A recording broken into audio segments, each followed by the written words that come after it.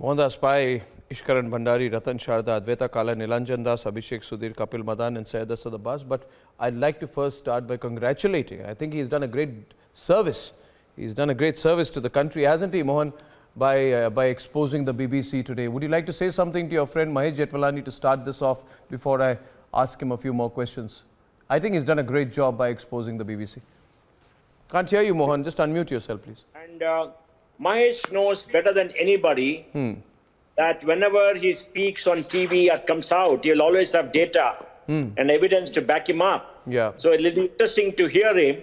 And I think he's doing a great service by exposing people who are doing it in a very unsettled way and with the wrong timing.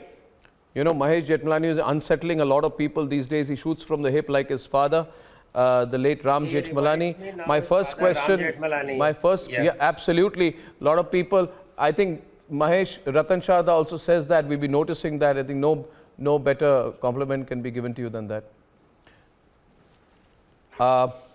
Mahesh Jethmalani, this is ridiculous. I mean, you know, we never thought the BBC was paid for by China, and I don't think you're exaggerating the facts out here, because a considerable amount of money seems to have been paid to fund the BBC by Huawei. Now, this can't be a normal transaction, can it?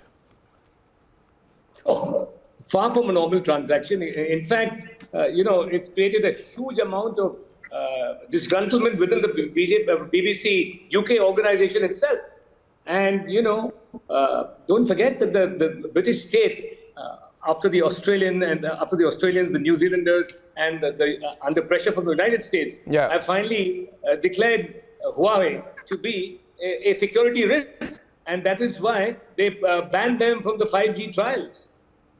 So how does this work? I mean, the British think they're a huge security threat, but BBC goes and does 31 commercial transactions with them, produces advertisements for them. The latest ad they put out for the BBC for Huawei was on 24th of January, just a few days back. I mean, it's bizarre. It's a banned organization. But BBC is taking tons of money for them. So since they can't take money for their UK operations, what they did was they set up a foreign entity called Storyworks. Okay. And that organization, you have to, you know, get into the net to basically find out what it's all about. There's another organization, but more about that later. And that entity takes all the funding. But all these, what do I call them?